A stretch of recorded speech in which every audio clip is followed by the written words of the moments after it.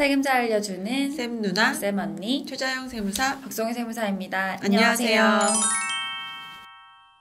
네, 요즘 IPO 하는 회사들이 굉장히 많잖아요. 네, IPO와 함께 지배주주들만 이렇게 돈을 많이 버는 게 아니라 그 회사에 근무하고 계시는 이 임직원분들한테도 많은 혜택이 가는 경우들이 있어요. 네, 이제 회사가 초기일 때는 이제 급여나 이런 부분들을 많이 못 주다 보니 그렇죠. 회사 차원에서 뭔가 주식으로 뭔가 성과를 보상하기 위해서 미리 프로그램들을 제공하는 경우들이 있는데요. 네. 이제 상장을 하게 되면 그 주식을 팔아서 실현할 수 있게 되는 거죠. 네, 다양한 주식 프로그램이 있는데 특히 우리나라에서는 스톡옵션 제도를 통해서 직원들한테 주식 보상 프로그램을 주고 있어요.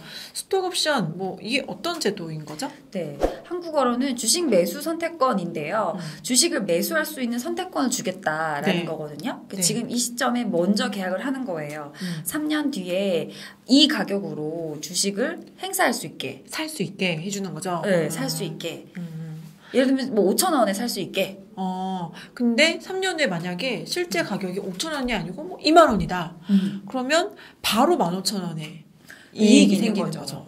근데 그 이익에 대해서 세금을 안 내면 좋겠지만 네. 세금이 있죠. 있죠.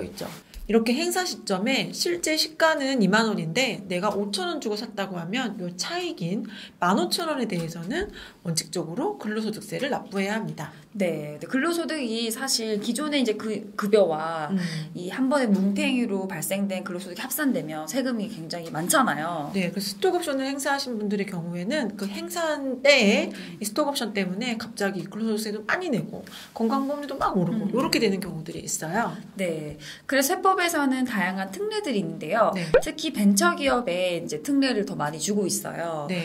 근데 최근에 나온 사례가 이제 부여할 때 처음에 스톡옵션 줄 때는 벤처기업이었어요. 근데 나중에 이제 회사가 성장해서 실제 내가 행사할 때는 벤처기업이 이제 아닌 거죠. 그렇죠. 이게 심사가 계속 달라질 수 있으니까.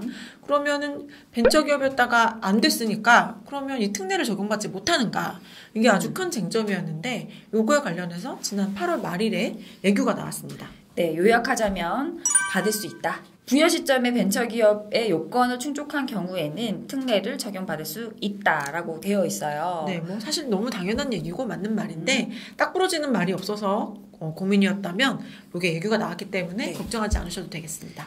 네, 그렇다면 이 벤처기업 스톡옵션에 대해서 어떤 세제 혜택이 있나요? 네, 세 가지 세제 혜택이 있는데요. 자, 우선 첫 번째로는 연간 3천만 원의 행사 이익까지는 비과세가 가능합니다. 네, 스톡옵션을 행사하더라도 연 3천만 원까지는 그럼 소득세를 안 내도 된다는 거네요. 네, 아까 저희가 예시를 들었던 게 주당 15,000원의 행사 이익이 있었잖아요. 여기에다가 행사하는 수량을 곱했는데 그게 3천만 원이다라고 하면 신청서만 제대로 내시면은 세금을 안 내도 되는 거죠. 네, 3천만 원까지면 좋겠는데 사실은 그 이상이잖아요. 더 좋은 일이죠. 더 그렇죠, 많은 그렇죠. 보통은 더 네. 많은 차익을 가지게 되는데요. 네. 그럼 이제 그때부터는 이제 소득세가 나오게 되는 거잖아요. 네, 3천만 원까지는 비과세를 특례를 받고 그 다음 부분에 대해서만 이제 세금을 내시면 되는데 그것도 다른 특례가 또 적용이 됩니다. 네, 바로 납부 특례인데요. 네. 한 번에 세금이 많이 부담이 되다 보니까 이걸 나눠서 낼 수 있게 하는 거죠. 네, 스톡옵션에서 발생하는 행사 차익은 근로소득으로 과세되기 때문에 누진세예요.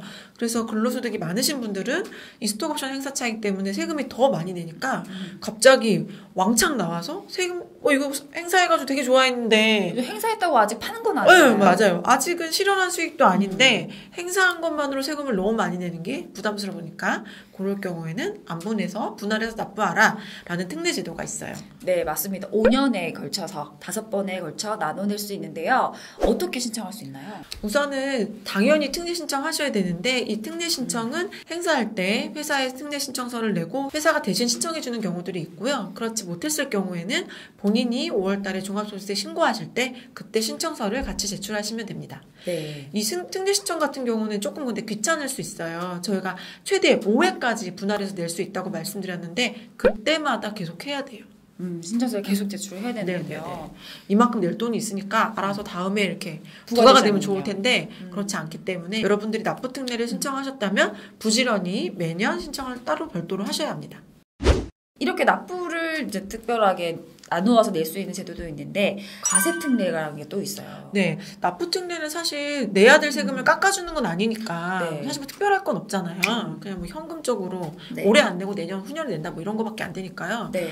그래서 과세특례가 사실은 더 효과적인데 이 과세특례는 어떤 거죠?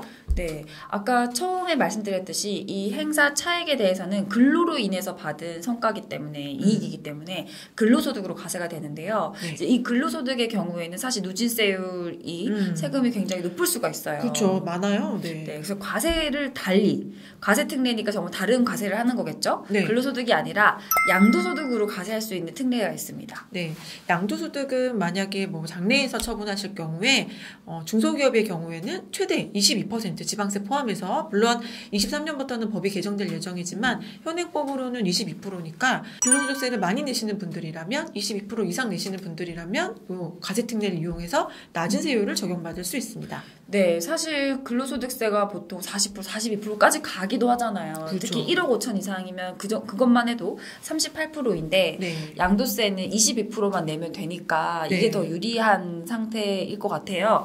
게다가 금액도 행사 이익이 5억 원까지 되는 거라서 네, 네. 더 좋은 제도가 아닌가 싶은데 좀 자세하게 이야기를 하면 좋을 것 같아요. 모든 회사의 주식이 다 되는 건 아니고요. 네. 적격 주식 매수 선택권이어야 되는데요. 이 적격 매수 주식 선택권은 두 가지 요건이 있습니다. 네, 첫 번째로는 요건을 또 별도로 갖춘 벤처기업이어야 합니다. 네, 두 번째로는 해당 벤처기업으로 부여받은 주식 매수 선택권의 행사일로부터 역산해서 2년이 속하는 과세기간부터 해당 행사일까지 전체 행사가액의 합계가 5억 원 이하여야 됩니다. 네, 한 2년 정도 누적으로 합산? 봤을 때 5억 이하여야 한다는 뜻인 것 같네요. 네, 그리고 가장 중요한 게 있어요. 내가 받은 주식 매수 선택권이 적격 주식 매수 선택권에 해당해서 과세특례를 신청하고 싶으신 분들이라면 또 절차를 잘 지키셔야 해요. 네, 바로 신청을 먼저 해야 되는 거거든요. 예, 우선 맞습니다. 이런 의사를 표시를 해야겠죠. 그리고 받자마자 처분을 하기가 어렵습니다. 네, 최소 1년 동안은 주식을 갖고 계셔야 되고요. 그리고 주식이 나왔다면 내가 이제 행사를 해서 주식이 내 계좌로 입고를 해야 되잖아요. 이때 일반적인 나의 종합매매 계좌에 입고하시면 안 돼요. 네. 특례 계좌에 입고하셔야 합니다. 네. 아무래도 이 양도소득세율이 더 낮다 보니까 당연히 양도세를 선택하고 싶을 텐데 이 경우에는 1년이 지난 시점에 처분이 가능하고 그렇지 않으면 원래대로 근로소득이나 기타 소득으로 과세가 되는 거죠. 예, 맞습니다. 절차를 잘 지키셔야 되는 게 요 이제 과세특례의 핵심인데요. 네. 그래서 입고할 때도 이제 전용 계좌에 입고해야 되고 1년 있다가 처분해야 되는 이런 불확실성 때문에 네. 그래서 처음부터 과세특례를 신청하기 꺼리시는 분들도 많은 것 같아요. 그렇죠. 보통은 행사하고 바로 파는 게 제일 큰 그렇지. 차익이 있으니까 맞아요. 이거 1년 뒤 시점의 주가를 모르잖아요. 네. 물론 계속해서 성장할 수 있지만 일단 제일 핫할 때 파는 게 좋잖아요. 그렇죠. 네. 그래서 저희가 실질적으로 봤을 때도 이제 이렇게 스톡옵션을 갖고 계셨다가 양도하시는 분들의 경우에 물론 이제 적격 주식 매수 선택권이 아니어서 그런 경우도 있겠지만 그렇다고 하더라도 선택하지 않으신 분들도 되게 많으셨던 것 같아요. 네. 어쨌든 이렇게 세 가지 특례가 세법에 있다는 거를 알고 이 주식 매수 선택권을 받으신 분이라면 한번 계획을 짜는 것도 좋을 것 같아요. 네. 그리고 만약에 스톡 옵션을 부여받았거나 앞으로 부여받을 예정이라고 하시는 분들의 경우에는 행사가가 얼마인지, 행사할 때 어떤 서류를 잘 챙겨야 되는지, 내 근로소득세가 잘 신고가 되는지, 영수증에 잘 기록이 되어 있는지 모두 잘 확인하시는 게 좋겠습니다. 네. 그럼 지금까지 세금잘 알려주는 쌤 누나, 쌤 언니였습니다. 안녕.